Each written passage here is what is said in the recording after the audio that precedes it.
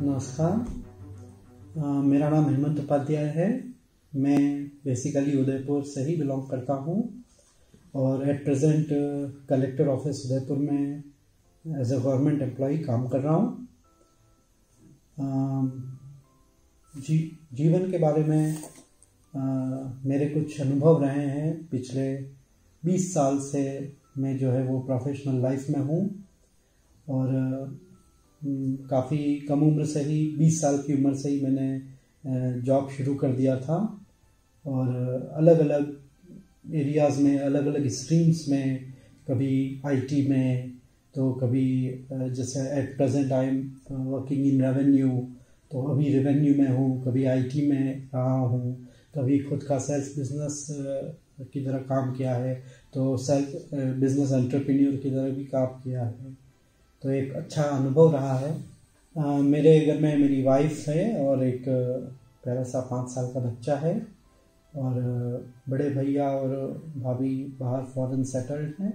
एक छोटा ब्रदर है, he is also headmaster in government school.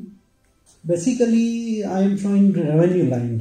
In revenue also there are different departments, so I am from land record section. हमारा काम होता है पूरे ज़िले में जितनी भी ज़मीनें होती हैं, किसानों की ज़मीनें होती हैं, उनकी एग्रीकल्चर लैंड का हिसाब सॉफ्टवेयर में रखना और उसके लिए जिला स्तर पे, डिस्ट्रिक्ट लेवल पे NIC इस काम को देखती है और मैं जो है उसका जिला इंचार्ज हूँ, डिस्ट्रिक्ट इंचार्ज में हूँ। और मैं इस प्रोजेक्ट से LRC, इसको लैंड रिकॉर्ड प्रोजेक्ट कहते हैं, इसमें मैं ईयर 2000 से हूँ। तब मैं ग्रेजुएशन चल ही रही थी और मैंने प्राइवेट काम शुरू कर दिया था। हमारी आर्थिक स्थिति बहुत अच्छी नहीं थी, तो मुझे जो पढ़ाई के साथ में जॉब भी करना था। तो नाइट में मैं लैंड रिकॉर्ड का काम करता था, सुबह दिन में पढ़ाई करता था और नाइट में कलेक्ट्रेट में लैंड रिकॉर्ड में कॉन्ट्रैक्ट बेस पर मैंने काम किया। 2000 से 2005 तक मैंने इस तरह काम किया। ग्रेजुएशन 2001 में हो गई थी। उसके बाद भी मैं कलेक्ट्रेट में प्राइवेट एज ए प्राइवेट काफ़ी स्ट्रगल रहा। वो स्ट्रगलिंग टाइम था, तो बहुत काम किया और उसके बाद में मैंने सोचा कि अब मुझे थोड़ा अपने आप को, अपनी लाइफ को थोड़ा टर्न देना है, अब कुछ और बेहतर करना है। तो मैंने जो है वो कंप्यूटर कोर्स किया, माइक्रोसॉफ्ट में MCSE कोर्स किया और Cisco certified network professional course, जो बेसिक उस टाइम काफ़ी चलते थे, वो कोर्स मैंने किए और फिर मैं उदयपुर में ही जॉब देखने लगा। मीनवाइल ये हुआ कि मेरे भैया जो थे वो, उन्हें एक अच्छी अपॉर्चुनिटी मिली और वो ईस्ट अफ्रीका में एक कंट्री में उन्हें जॉब मिली, तो वे वहाँ चले गए और उन्होंने भी मुझे 2007 में वहाँ बुला लिया। तो मेरी बैकग्राउंड IT बैकग्राउंड में सर्टिफिकेशंस भी हो चुके थे, कलेक्ट्रेट में 6-7 साल का एक्सपीरियंस भी हो चुका था। तो इस बिहाफ पे मुझे वहाँ पे एक इंटरव्यू, वहाँ भी मुझे ऐसा नहीं है कि हम कहीं बाहर जाते हैं तो पहचान से है तो हमें एकदम जॉब मिल जाती है। वहाँ भी मैंने काफ़ी इंटरव्यूज़ दिए, कई जगह से रिजेक्ट भी हुआ, कई जगह से निराश होकर लौटना पड़ता था। फिर एक वैकेंसी निकली अखबार में कि गवर्नमेंट कॉलेज में, वहाँ के ईस्ट अफ्रीका में रवांडा कंट्री है, वहाँ में गवर्नमेंट कॉलेज में बाकायदा कंपटीशन एग्ज़ाम फाइट करने के बाद में वहाँ से सिलेक्शन होकर, इंटरव्यू देकर फिर मेरा सिलेक्शन हुआ और मैं गवर्नमेंट में, वहाँ की गवर्नमेंट कॉलेज में IT सपोर्ट में काम करने लगा। हम उस वक्त आइजा सर्वर, एक्सचेंज सर्वर और सिस्को पिक्स फायरवॉल्स और ये सारी चलती थी, तो हम उस पर वर्कआउट किया करते थे।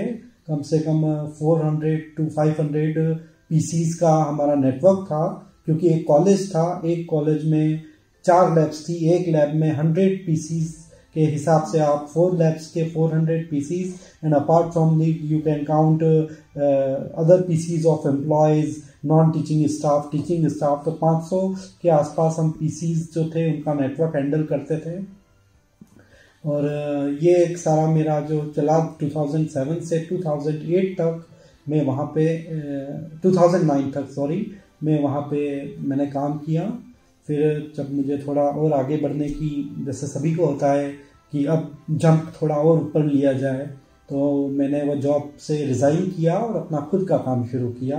कंप्यूटर रिपेयर, सेल्स और ये किया करते थे हम, अमेरिका से और यूरोप से, और कंप्यूटर्स और ये लाते थे, और काफ़ी मज़ा आया उस काम में। उस काम में भैया और मेरे जो सिस्टर इन लॉ भाभी हैं, उन्होंने भी मेरी मदद की। हम तीनों मिलकर जो है वो इस काम को करते थे, और काफ़ी इसमें हमने प्रोग्रेस भी की। मीनवाइल लाइफ, जैसा आपको पता है, टर्न लेती है, अप एंड डाउन्स आते हैं। हम प्रोग्रेस कर रहे हैं और एकदम हमें पता चलता है कि नहीं, अब शायद थोड़ा रुकना पड़ेगा। तो मेरे मदर फादर काफ़ी एज में थे और वे बीमार रहते थे। उनकी टेक केयर करने वाला यहाँ कोई नहीं था इंडिया में, तो मुझे सब कुछ छोड़कर इंडिया आना पड़ा। और 2011 में मैं इंडिया आ गया। इंडिया आने के बाद में मदर फादर उदयपुर छोड़कर जाना नहीं चाहते थे। मैं सपना देखता था एक वहाँ से अमेरिका शिफ्ट होने के, यूरोप शिफ्ट होने के, और लाइफ ने मुझे वापस पीछे बैक लाकर, वापस मेरी जहाँ से मैंने शुरू किया था वहीं पर मुझे लाकर बिठा दिया, और मैं उदयपुर आ गया सब कुछ छोड़कर, और मदर फादर के साथ रहना था। अब मैंने ये सोचा कि अब मुझे उदयपुर में कहाँ काम मिलेगा। उदयपुर में आईटी कंपनीज कम है, उदयपुर में स्कोप इस चीज़ में कम है, टूरिज्म सिटी है। तो उस वक्त ये एक पटवारी की एक एग्ज़ाम निकला था, तो मैंने सोचा चलो देखो गवर्नमेंट का जॉब है, ठीक रहेगा, उदयपुर में रहेंगे।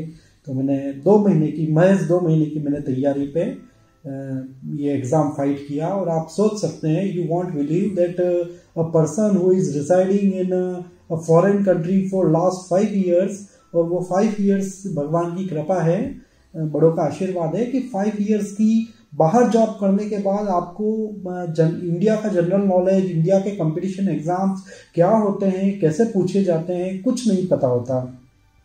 और मैं मार्च 2011 में इंडिया आया, और मई 2011 में ये गवर्नमेंट का एग्ज़ाम, रिटन एग्ज़ाम हुआ, और भगवान की कृपा से, बड़ों के आशीर्वाद से मेरा इस एग्ज़ाम में सिलेक्शन हो गया।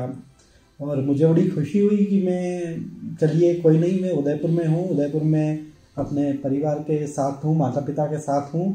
लाइफ में आगे अमेरिका नहीं जा सके, यूरोप नहीं जा सके, पर ये भी लाइफ है, मदर फादर के साथ में है।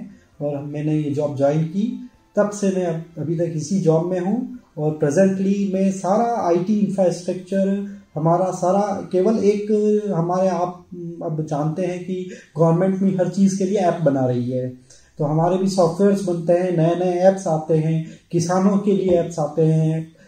पटवारी जो है वो भी अब हाईटेक पटवारी हो गए हैं। अब एक पटवारी वो 12th या 10th क्लास जो है पटवारी जो एक छवि थी वो नहीं रहे हैं। इनफैक्ट मैं पटवारी स्कूल में ट्रेनिंग देता हूँ, तो जिन नए पटवारी जो लोग बन के आते हैं, जिन्हें ट्रेनिंग दी जाती है, वो एमटेक और बीटेक होते हैं।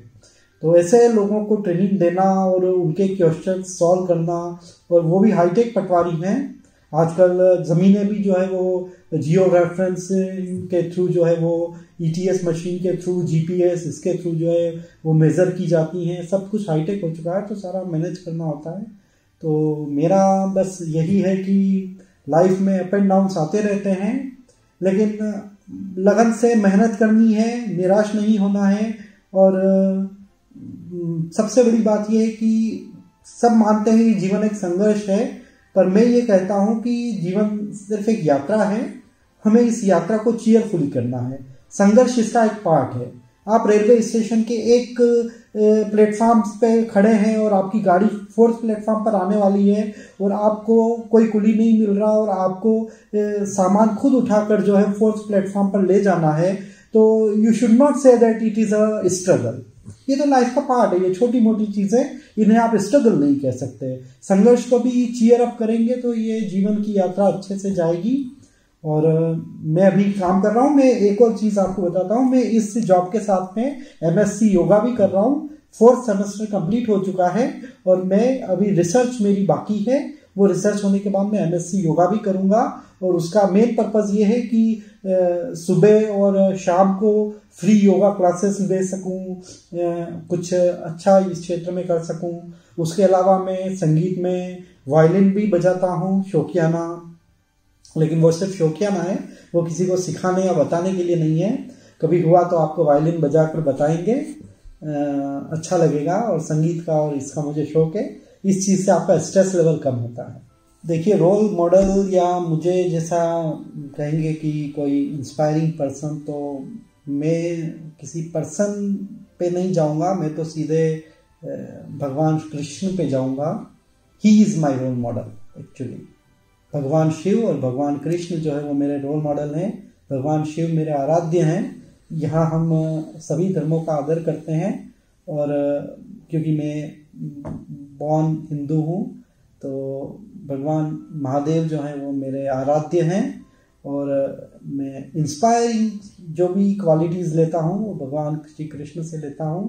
भगवद गीता पढ़ता हूँ, रोज़ सुबह उठ के कोई ना कुछ उसके श्लोकास पढ़ता रहता हूँ, और उन्हीं से मुझे प्रेरणा मिलती है, हिम्मत मिलती है। और हमारा जो है वो काम जो है IAS, IRS और बड़े ऑफिसर से डीलिंग होता है। नॉट ओनली जो अभी प्रोबेशनर IAS हैं या प्रोबेशनर या RS हैं, इवन सीनियर जो 20-20 साल के एक्सपीरियंस है, जो कमिश्नर या प्रिंसिपल सेक्रेटरी लेवल के IAS ऑफिसर्स हैं, उनसे भी हमारा जो है वो इंटरेक्शन होता है। तो इन चीज़ों में हम बहुत कॉन्फिडेंट रहते हैं, मतलब हम बहुत कॉन्फिडेंटली बात करते हैं। हमें कहीं ऐसा नहीं लगता कि वो बहुत बड़े हैं, हम नहीं, उससे हमें लगता है नहीं, हम भी हैं कुछ।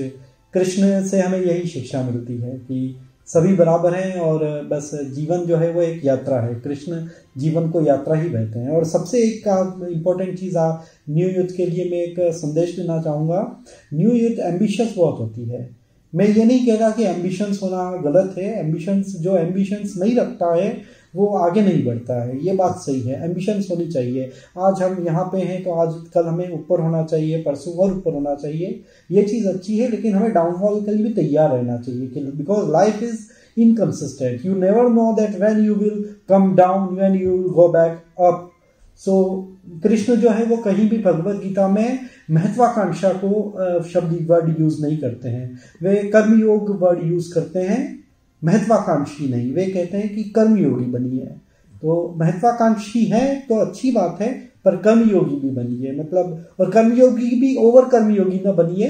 हर चीज को बैलेंस लेके चलिए। काम के साथ में फैमिली के साथ में एंटरटेनमेंट के साथ में सारी चीजें। जैसे मेरी वाइफ है, शी इज असिस्टेंट प्रोफेसर, वो बेसिकली पटना से हैं, लेकिन शादी के बाद 6-7 साल वो हम साथ रहे। अभी उनकी वापस job BPSC, Bihar public service commission के थ्रू पटना में लगी है। तो वो वहाँ पे उन्होंने भी कंपटीशन एग्जाम फाइट करके BPSC से अभी वो असिस्टेंट प्रोफेसर बनी है गवर्नमेंट कॉलेज में। तो मुझे खुशी है इन चीज़ों में कि मेरी वाइफ, मुझे ऐसा लगता है she deserves more than me. देखिए, यूथ के साथ सबसे बड़ी प्रॉब्लम ये होती है कि हमारी यूथ को आज भी ये पता नहीं है। ऑफिशियली मुझे भी ऑफकोर्स नहीं पता था। जब मैं ग्रेजुएशन किया था 2001 में, तब मुझे भी नहीं पता था कि कहाँ जाना है, क्या करना है। बस साइंस मैथ्स ले ली, 12th में साइंस मैथ्स ले ली, साइंस मैथ्स पढ़ते रहे, सोचा इंजीनियर बनेंगे, IIT करेंगे, ये करेंगे वो करेंगे, लेकिन फेल हो गए।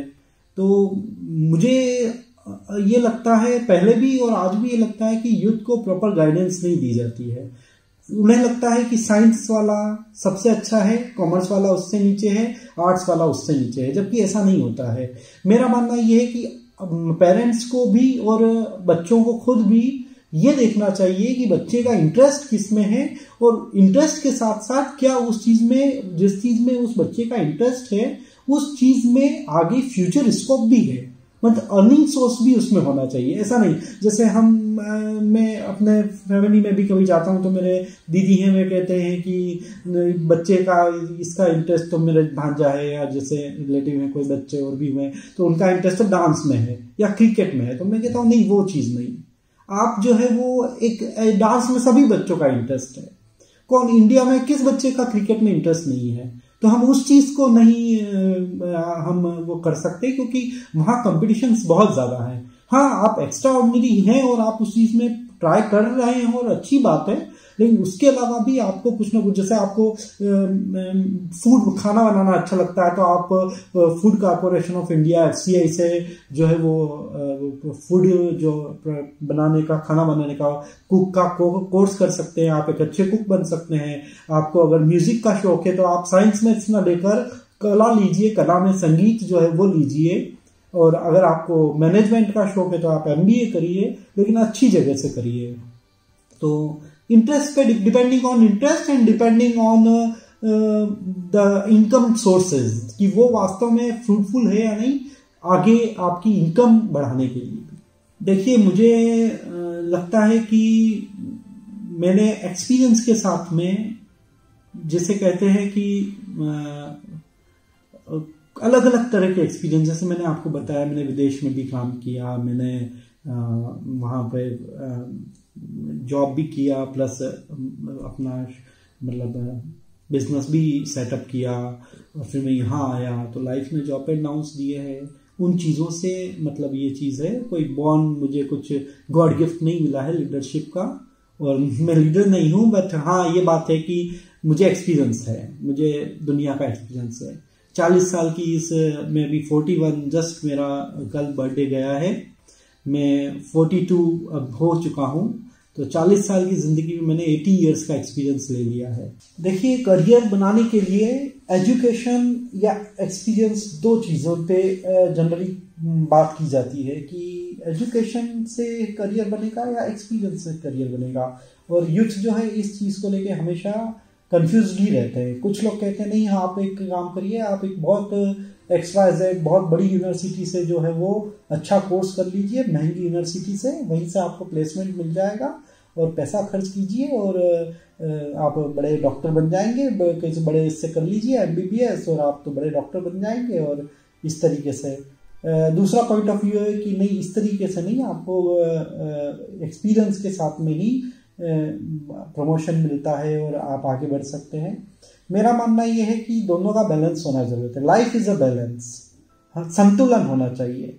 हम ये नहीं कह सकते कि सिर्फ एक्सपीरियंस से ही हम आगे बढ़ सकते हैं, और हम ये नहीं कह सकते कि हम सिर्फ एजुकेशन से ही आगे बढ़ सकते हैं। एजुकेशन होनी चाहिए, अच्छी एजुकेशन होनी चाहिए, पर साथ साथ में एजुकेशन होने के बाद में, जैसे फॉर एग्जांपल आपने डिग्री कर ली है, आपने BTech किया, आपने MTech किया, लेकिन हमारी नज़र में, हम कलेक्ट्रेट में काम करते हैं, हम देखते हैं कि हमारे सामने कई BTech MTech आते हैं जो, जैसा मैंने बताया कि अब तो पटवारी भी हाईटेक हो गए हैं।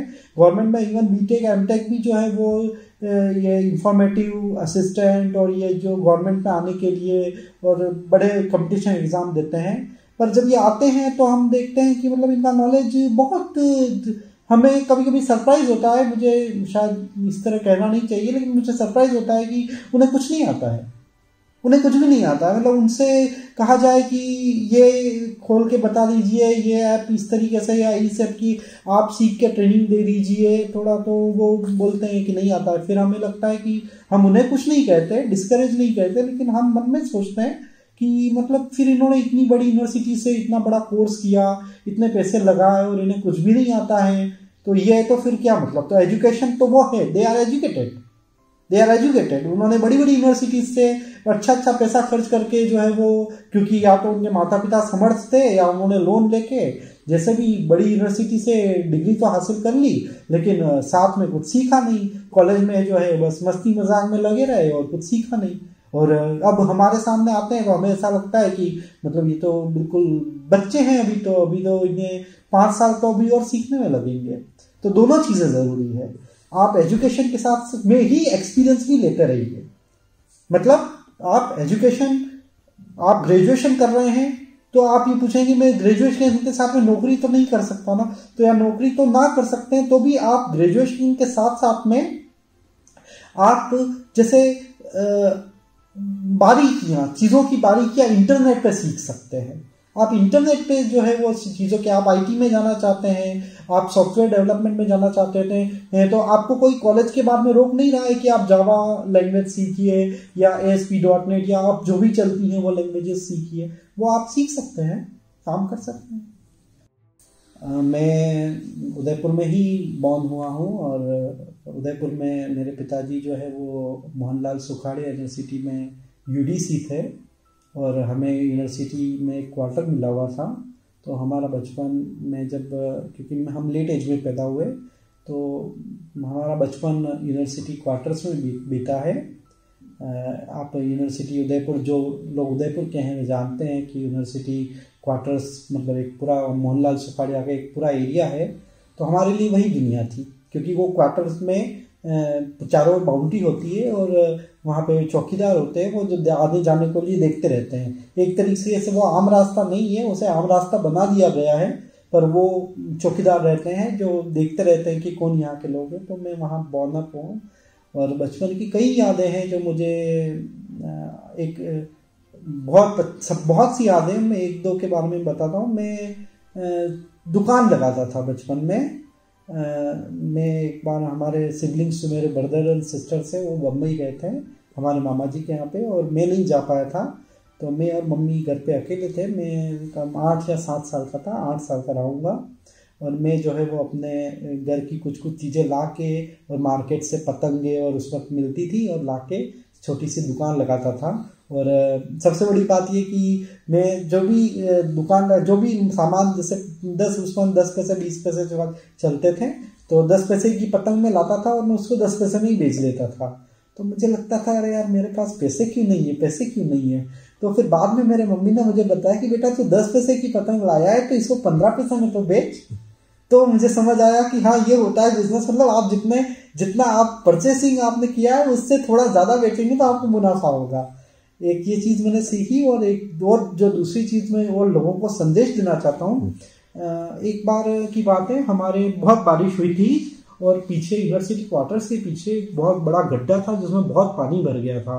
और हम तीनों भाई वहाँ पे, और हमारे फ्रेंड था, हम वहाँ पे पानी गड्ढे में उतर गए थे। तो किसी ने जो है वो बता दिया कि आपके बच्चे तो गड्ढे में खेल रहे हैं, गड्ढा पानी से भरा हुआ है। तो हमारे पिताजी आए और हम जैसे डर के भागे तो छोटे वाले भैया को और हमारा जो फ्रेंड थे उनको तो पापा ने पीटा, और मैं जो है वो एक कमरे में जाके, और भैया जो है वो रसोई में जाके छिप गए।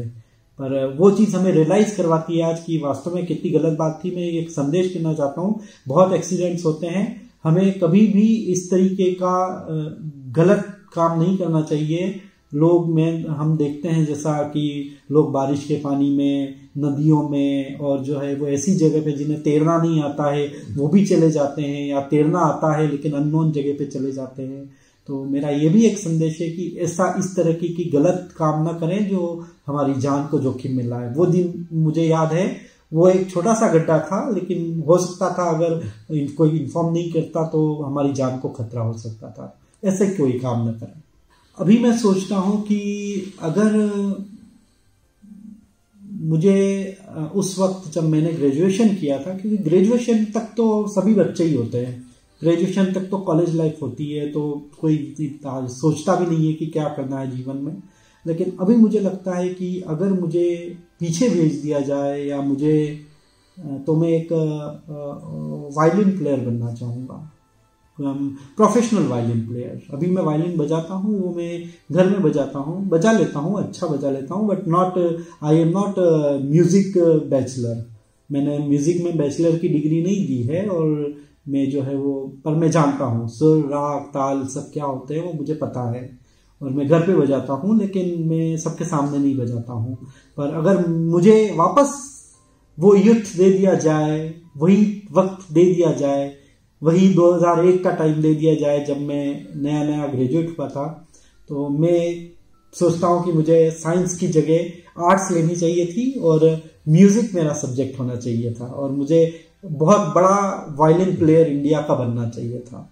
फ्री टाइम में कुछ स्पिरिचुअल बुक्स होती हैं वो पढ़ता हूँ, और बहुत स्पिरिचुअल हूँ ऐसा नहीं है, लेकिन अच्छी बुक्स पढ़ना, क्योंकि कहते हैं कि एक अच्छी बुक जो है वो मतलब अगर आपको मिल जाए तो आपकी जीवन बदल सकता है। तो मैं बुक्स पढ़ता हूँ, अच्छी बुक्स पढ़ता हूँ, इंस्पायरिंग, विवेकानंद जी की, और कभी कभी केवल बुक्स ही नहीं पढ़ता हूँ, विकिपीडिया पे या गूगल पे जाके जैसे लोग जो है वो, मैं सबसे बड़ी बात तो मैं क्योंकि मैं उस आज का यूथ एक नए में इसका यूथ होता है, हम जो है वो एक अलग उसमें इरा में है, मतलब तो 20 साल आगे हैं, तो मैं जो है वो नई मूवीज़ नहीं देखता हूँ, बहुत कम नई मूवीज़ कोई देखता हूँ। कोई कॉमेडी मूवीज़ आ जाती हैं अक्षय कुमार की, अजय देवगन की, तो वो देख लेता हूँ। अदरवाइज मारा मारी या ये मूवीज़ में बिल्कुल नहीं देखता। पुरानी कोई मूवीज़ अच्छी होती हैं, रोमांटिक या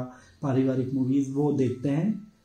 लोगों को थोड़ा अजीब लगेगा, हंसेंगे कि मतलब आपको नए एक्टर्स भी नहीं पता है, लेकिन ठीक है, वो हमारा जन्म उस एरिया में हुआ, उस टाइम पे हुआ, तो हम वो चीज़ देखते हैं, और वो भी बहुत कम देखते हैं। और न्यूज़ जो है वो मैं बहुत कम देखता हूँ। न्यूज़ आप अखबार में पढ़िए, न्यूज़ में आप न्यूज़ देखिए, अपडेट रहिए, लेकिन आप देखेंगे कि न्यूज़ में वो एक ही न्यूज़ को बार बार चलाते रहते हैं, तो इनमें आपका टाइम वेस्ट मत करिए, ये चीज़ ठीक नहीं है। आपका माइंड भी उसमें चलता रहता है, और आप ये देखेंगे कि आजकल न्यूज़ में, चैनल्स में बहस भी आती है, राजनीतिक बहसें बहुत आती है।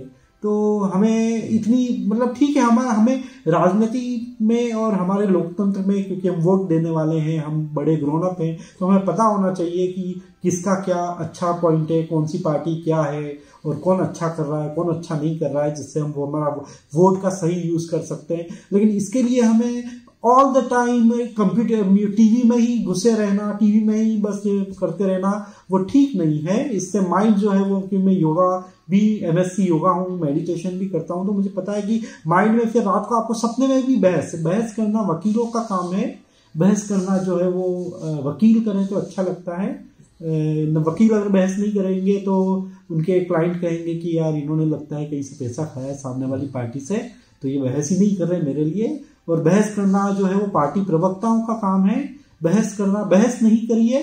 और अब हमारी थिंकिंग हमारे साथ है, आपकी थिंकिंग आपके साथ है, और बस आप एक अच्छा रिलैक्स टाइम में आप अच्छा पढ़िए, म्यूजिक सुनिए, जो भी अच्छा लगता है वो करिए। जैसे मैं वायलिन बजाता हूँ और बुक्स पढ़ता हूँ।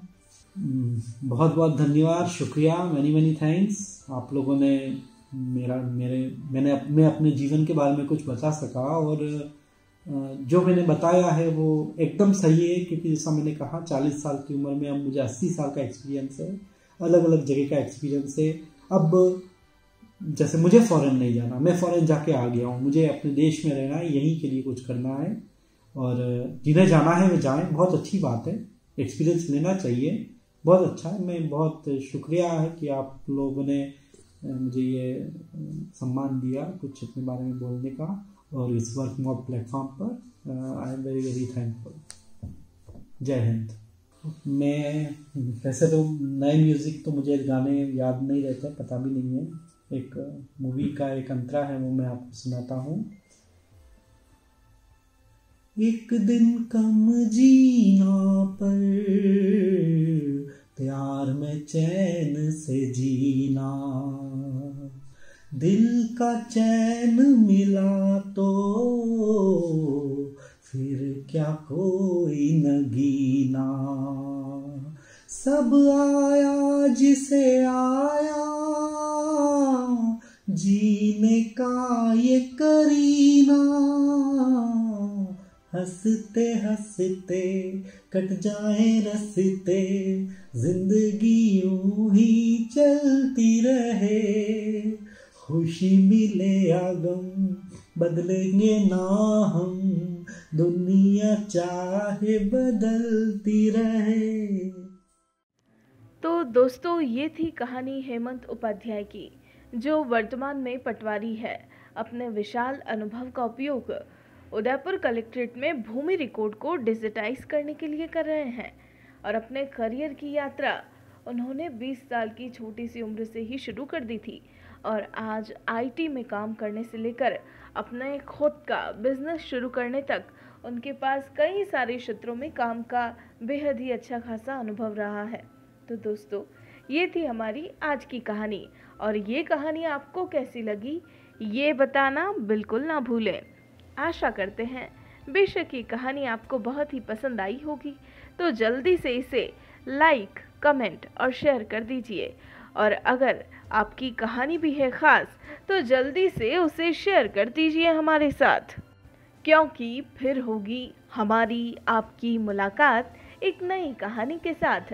तब तक के लिए बने रहिए हमारे साथ और देखते रहिए दिलचस्प कहानियाँ। नमस्कार।